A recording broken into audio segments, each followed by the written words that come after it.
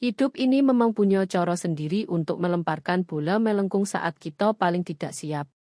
Satu saat kamu remaja biasa dengan mimpi-mimpi besar. Saat berikutnya kamu terbuang ke dunia yang seolah-olah ingin menghancurkanmu habis-habisan. Begitulah awal kisahku, cerita tentang pengkhianatan, perjuangan bertahan hidup, dan akhirnya penebusan diri yang menyakitkan. Namaku Rizky. Saat berusia 16 tahun, aku mendapati diriku menjadi tunawisma, sendirian di tengah keramaian Jakarta, memikul beban yang tak seharusnya dipikul anak seusia itu. Tapi hidup, seperti yang aku pelajari, penuh kejutan, baik yang pahit maupun yang manis. Semuanya dimulai ketika ibuku meninggal karena kanker payudara saat aku berumur 12 tahun. Kehilangan itu seperti lubang besar yang tak bisa ditutup. Tapi ayah dan aku, kami saling menguatkan. Kami seperti tim, bersatu dalam duka dan tekad untuk maju. Aku masih ingat malam-malam kami duduk di teras rumah kecil kami di pinggiran Jakarta, menatap langit malam sambil mendengar suara kendaraan lewat di jalan raya. Kami terjebak dalam pikiran masing-masing, tapi kehadiran satu sama lain sudah cukup menghibur. Suatu malam, ayah berkata dengan suara parau penuh emosi, "Rizky, ibumu pasti bangga melihat betapa kuatnya kamu sekarang." Aku mengangguk, menahan air mata.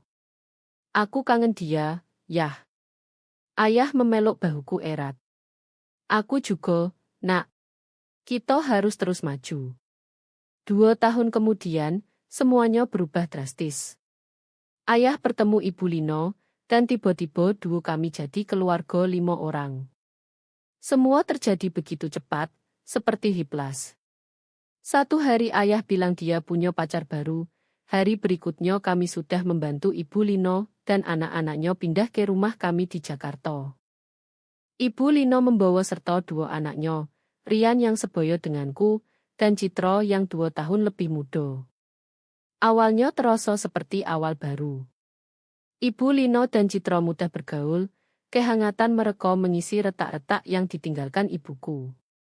Ibu Lino berusaha keras membuatku merasa diterima. Sering kali dia bertanya kabar sekolahku atau memasak rendang favoritku. "Rizky, Nak, hari ini ibu masak rendang spesial. Kamu suka kan?" katanya sambil tersenyum hangat. Aku balas tersenyum, bersyukur.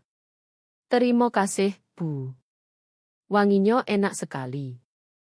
Tapi Rian, dia cerita yang berbeda sama sekali.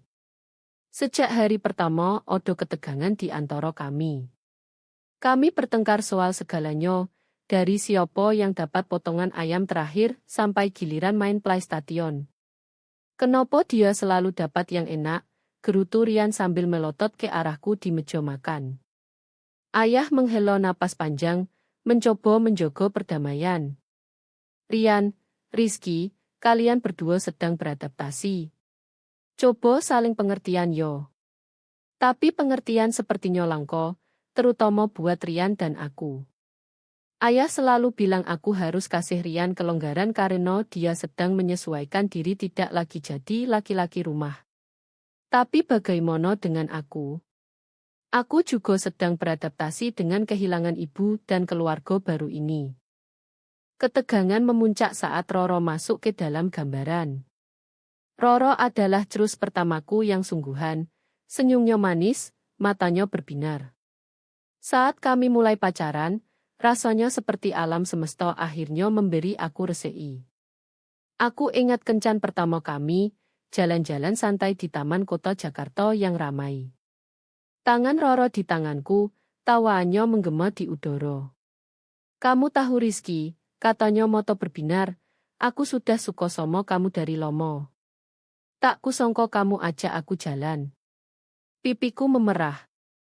"Aku kira kamu terlalu tinggi buat aku." Dia menggoda, "Jangan merendah diri, kamu hebat kok." Tapi kebahagiaanku tak lama. Rian ternyata juga suka Roro, dan dia tak terima aku mencuri dia. Pertengkaran makin sengit. "Kamu egois banget, Rizky," teriak Rian suatu hari. "Kamu tahu aku suka dia." Aku balas emosi, gimana aku tahu? Bukan salahku dia pilih aku. Entah kenapa, aku selalu jadi yang salah. Ayah selalu bilang, Rizky, kamu harus lebih pengertian. Rian sedang berjuang. Tapi bagaimana dengan perjuanganku yang masih berduka kehilangan ibu? Hari yang fatal itu datang tepat setelah ulang tahunku, yang ke-16. Aku masih ingat bau harum laundry yang Ibu Lino sedang lipat. Tiba-tiba terdengar jeritan yang memecah ketenangan sore itu. Roro sedang berkunjung, dan kami semua berlari ke kamarku dengan jantung berdegup kencang. Apa yang kami lihat membuat darahku membeku. Ibu Lino berdiri dengan wajah merah padam, memegang beberapa celana dalam citra. Ini opo, Rizky, bentaknya suara penuh jijik dan tuduhan. Aku berdiri terpaku, mulut terngongol.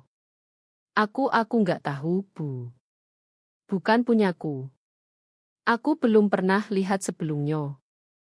Tapi protesku tak didengar. Seperti hiu mencium darah, Rian langsung menyergap. Aku sudah curiga dari dulu sama kamu, Rizky, ejeknya. Coro kamu pandang Citra itu aneh. Aku bahkan pernah dengar kamu bilang ingin menikahi dia. Ruangan berputar. Tangan Roro mendarat di pipiku, tamparan menggema. Kamu mesum, bentaknya air mata mengalir, lalu pergi meninggalkan aku. Sebelum aku sadar, genggaman besi ayah sudah mencengkeram lenganku, menyeretku ke pintu depan. Wajah ayah yang dulu penuh kasih kini penuh amarah. Aku tidak mau odo anak mesum di bawah atapku. Geramnya menggunakan koto-koto yang lebih kasar dari mesum. Kamu membahayakan adikmu. Aku terpental ke tanah saat ayah mendorongku keluar. Panik naik seperti gelombang pasang. Yah, tolong. Ini semua bohong. Rian yang bohong. Percaya aku. Aku memohon air mata mengalir. Pintu dibanting, kunci berderak dengan finalitas yang menghancurkan. Aku memukul-mukul pintu, berteriak memohon. Saat pintu terbuka lagi, harapanku muncul sejenak, tapi langsung padam saat ayah mendorongku lebih keras. Pergi dari sini, Rizky. Kamu bukan urusanku lagi. Begitulah, aku terdampar di jalanan Jakarta hanya dengan baju di badan dan hati yang hancur berkeping-keping. Syok membuatku mati rasa. Aku berdiri di trotoar saat matahari terbenam, bayangan panjang seperti cermin kegelapan yang merayap ke hidupku. Aku coba telepon kakek nenek, putus oso cari tali penyelamat. Tapi ayah sudah lebih dulu menghubungi mereka. Suara nenek yang dulu hangat kini dingin. Rizky, bagaimana bisa kamu begini? Kami mendidikmu lebih baik dari ini. Jangan hubungi kami lagi. Telepon mati, dan bersamanya lenyap sisa hidup lamaku. Aku benar-benar sendirian. 2 tahun berikutnya adalah kabur survival. Aku melakukan hal-hal yang tak kuingat dengan bangga, hal-hal yang masih menghantuiku di malam sunyi. Anak kecil tak seharusnya alami itu hanya untuk bertahan hidup. Jalanan Jakarta tak kenal ampun, guru kejam yang mengajarkan pelajaran pahit. Aku ingat malam pertama, meringkuk di gang sempit dekat Pasar Senen, menggigil kedinginan. Seorang lelaki tunawisma tua, wajahnya keriput dan lelah, kasihan padaku. Malam pertama yo, nak, tanyanya suara serak tapi baik. Aku mengangguk, terlalu takut dan malu bicara. Dia menghela napas, mengeluarkan selimut usang dari jaketnya. Ini, ambil. Kamu butuh lebih daripada aku malam ini. Tapi ingat, nak, jalanan bukan tempat buat lemah. Kamu harus keras, cepat. Koto-koto itu jadi mantra. Selama 2 tahun, aku mengeras karena terpaksa. Belajar mengais makanan dari sampah warung, mencari tempat tidur aman di kolong flyover Kali Grogol, menghindari bahaya preman dan polisi. Odo momen kebaikan, pemilik warung kopi yang beri sisa makanan, pustakawan yang pura-pura tak lihat saat aku menghangat di perpustakaan umum. Tapi odo juga keputusasaan total. Malam dingin di bawah jembatan, aku hampir putus asa, ingin mengakhiri semuanya. Rasa sakit, kesepian, perjuangan terus-menerus terlalu berat. Tapi saat itu, kenangan ibu muncul. Kami di halaman rumah dulu, aku jatuh dari sepeda, lutut berdarah. Saat membersihkan luka, ibu pandang aku dengan mata lembut. Rizky, hidup akan menjatuhkanmu kadang-kadang. Tapi kamu kuat, nak. Bangun, bersihkan diri, terus jalan. Janji yo, selalu terus maju meski susah. Air mata mengalir. Aku janji, Bu, bisikku ke malam. Aku akan terus. Dan aku lakukan itu. Bertahan hari demi hari, jam demi jam. Aku belajar mengandalkan diri sendiri, percaya insting, temukan kekuatan yang tak kuketahui odo. Tapi pengalaman itu tinggalkan luka fisik dan emosional. Kepercayaan jadi asing, keluarga seperti mimpi jauh. Di usia 18 tahun, takdir akhirnya beri aku kesempatan. Aku menemukan pekerjaan di Kim Tinju di Bandung, jauh dari Jakarta, yang penuh kenangan buruk. Bukan pekerjaan mewah, tapi awal yang baru. Pemiliknya, Pak Joko, lelaki tua kasar tapi bijak, pandang aku sekilas dan lihat sesuatu yang aku sendiri tak lihat. Cari kerja, nak, tanyanya curiga. Aku angguk, berdiri tegak meski lelah. Iyo, Pak. Saya mau kerja opo sojo. Dia menggeram, nilai aku sebentar. Baiklah, mulai bersihkan tempat ini. Tapi satu kesalahan, satu barang hilang, kamu keluar. Mengerti? Iyo, Pak. Terima kasih. Bapak tak akan menyesal. Begitulah awal perjalananku di Kim kerja keras, jam panjang, tapi pertama kali dalam bertahun-tahun aku punya tujuan. Ritme tinju di kantong pasir jadi terapi. Setiap pukulan keluarkan sedikit amarah dan luka yang mengakar di jiwa. Pak Joko jadi mentor. Dia tak tanya masa lalu, aku tak cerita.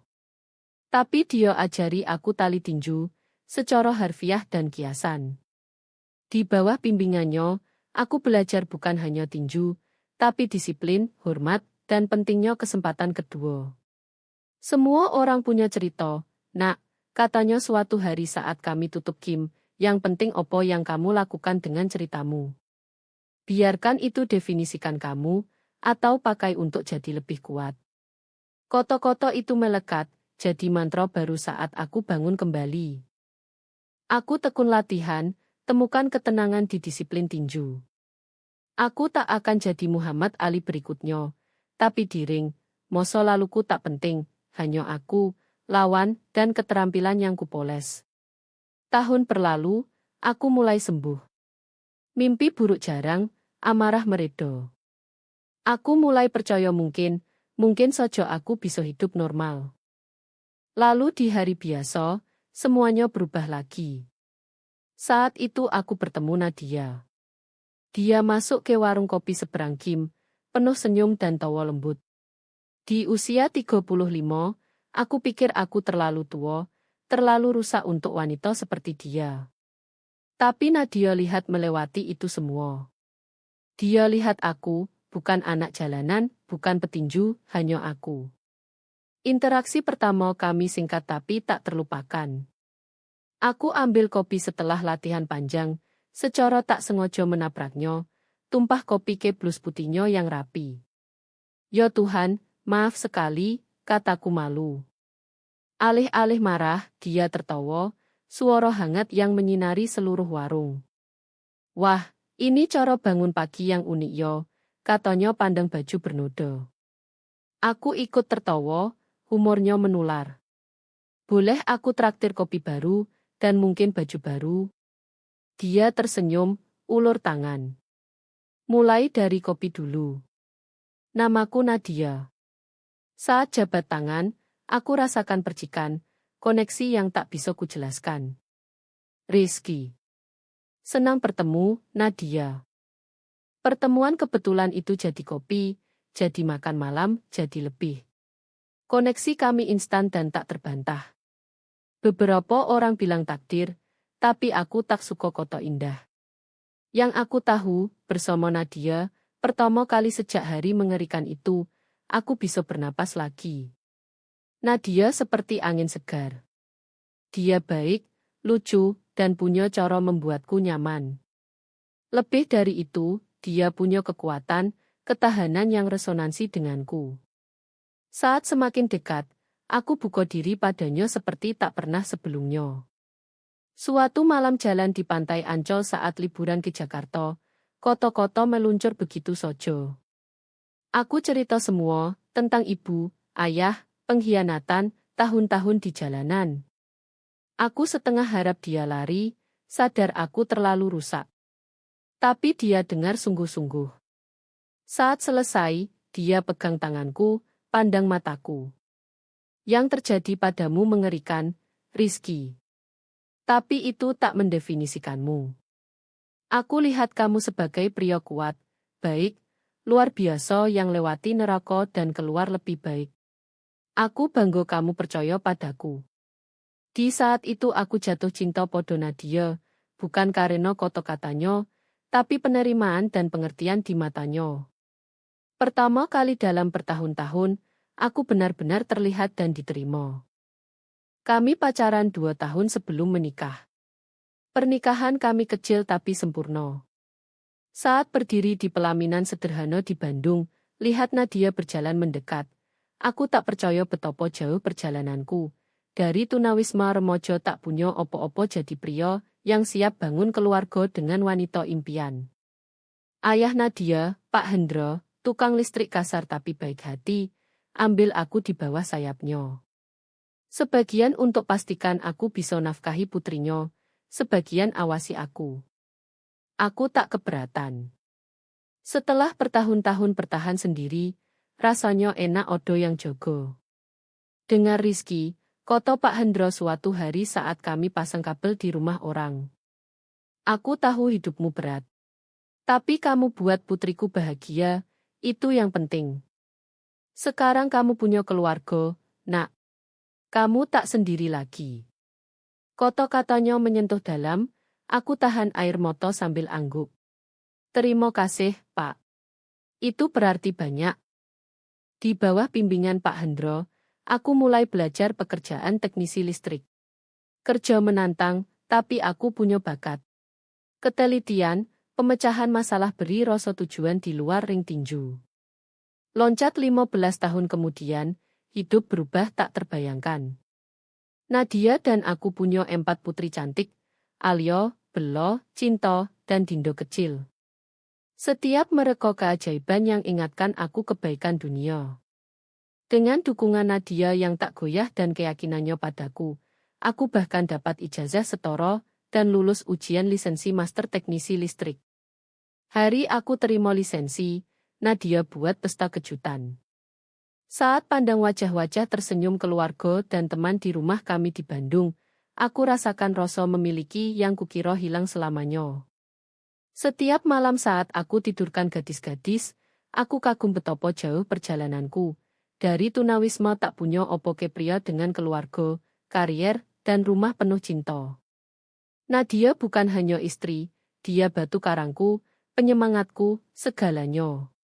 Kedalaman cintaku padanya sulit kujelaskan dengan kata. Hidup baik, tak sempurna, tapi baik. Kami punya tantangan besarkan 4 gadis tak mudah, dan kadang hantu masa lalu muncul bawa mimpi buruk dan ketakutan lumpuh. Tapi Nadia selalu odo, cintanya pengingat konstan aku tak sendiri lagi. Aku temukan kedamaian, orang pikir begitu. Tapi hidup, seperti kukatakan, suka lempar bola melengkung. Itu hari Sabtu biasa saat Emal datang. Aku di garasi perbaiki sepeda Alyo saat Nadia panggil, Rizky, sayang, odo email yang mungkin kamu lihat. Odo-nodo di suaranya buat aku berhenti. Letakkan alat, lap tangan di kain, masuk rumah. Nadia di komputer, wajah campur khawatir dan ragu. Opo ini, tanyaku, simpul di perut. Dia putar layar. Dari Citra. Katanya dia adik dirimu. Nomo pengirim buat jantungku lompat. Citra, adik diriku. Bagaimana dia dapat emailku, aku tak tahu, tapi itu Odo, hantu masa lalu datang menghantui. Dengan tangan gemetar aku duduk dan buka email. Pesan panjang, penuh maaf dan penjelasan. Saat bocor, dunia sekeliling memudar, diganti kenangan yang lama kucoba lupakan. Intinya mereka tahu kebenaran sekarang, semuanya. Rupanya Rian minum-minum dengan teman malam sebelumnya. Namaku muncul, dan dalam mabuk dia pamer bagaimana dia pasang aku dulu. Dia curi Roro, tertawa harap aku mati di jalanan, ucap hal-hal keji yang buat perutku mual. Rian tak sadar Roro Odo di sono. Dia dengar semua, kebenaran runtuh seperti rumah kartu. Roro langsung telepon Citra, dan adik tiriku habiskan akhir pekan cari aku. Saat bocor koto-koto tulus Citra, permohonan maaf putus asa. Aku tak rasakan opo-opo, tak marah, tak puas, tak lega. Hanya kekosongan di tempat emosi seharusnya. Citra ingin ketemu, minta maaf langsung. Dia bicara tentang tebus waktu hilang, seolah 30 tahun bisa dihapus dengan maaf, dan makan malam keluarga. Aku duduk lomo pandang layar setelah bocor habis. Sebagian diriku ingin hapus email, pura-pura tak pernah Odo. Bagian lain, suara kecil mirip Rizky 16 tahun ketakutan. Bisik mungkin ini kesempatan tutup buku. Tangan Nadia di bahuku bawa aku kembali. Dia bocor dari belakang, kehadirannya jangkar nyaman. Rizky, katanya lembut, kamu baik-baik saja. Aku geleng, tak tahu jawab. Aku tak tahu. Aku tak tahu harus rasakan opo. Dia tarik kursi, pegang tanganku. Wajar. Ini banyak untuk dicerna.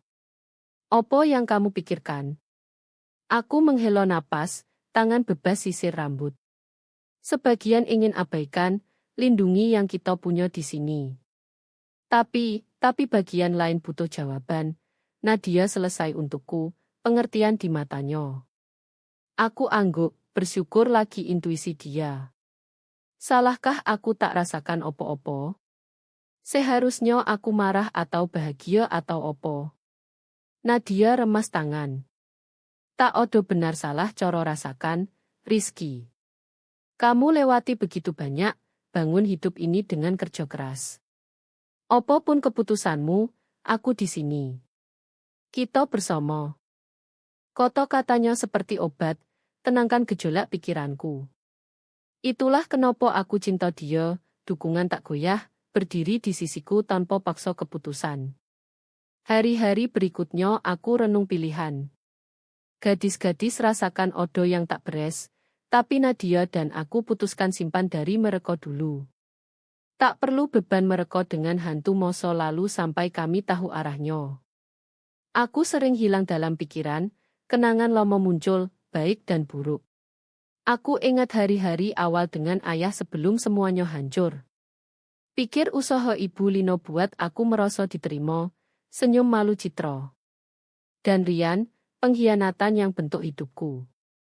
Suatu malam tak bisa tidur, aku di ruang tamu pandang foto lama. Nadia temukan aku di sono, pandang foto ibu dan aku dari masa lalu. Tak bisa tidur, tanyanya duduk di sebelah. Aku geleng. Hanya mikir. Dia sandar kepala di bahuku. Mau cerita. Diam sebentar, lalu kataku, aku terus pikir apa yang ibu katakan soal ini. Apakah dia ingin aku maafkan mereka, dengar penjelasan. Nadia diam sebentar. Aku tak kenal ibumu, tapi dari semua yang kamu cerita, aku rasa dia ingin kamu lakukan apa yang bawa kedamaian, entah dengar mereka atau tutup bab itu selamanya. Aku angguk, kata-katanya resonansi dalam. Tahun-tahun ini aku mimpi momen ini, mereka sadar kebenaran, rasa bersalah. Aku pikir akan terasa memuaskan. Tapi sekarang rasanya rumit. Nadia setuju. Yo. Kamu bangun hidup ini, keluarga ini, aku, anak-anak, kami dunia kamu sekarang. Mau buka luka lomo? Dia duduk tegak, pandang mataku. Rizky, dengar aku. Apapun keputusan, itu tak ubah siapa kamu atau opo yang kita punya. Kalau mau dengar mereka, kita hadapi bersama. Kalau mau biarkan masa lalu di belakang, aku dukung juga. Tapi jangan putuskan karena takut. Putuskan berdasarkan opo yang kamu benar-benar mau dan butuh. Kata-katanya tinggal bersamaku hari-hari berikut saat aku bergulat keputusan.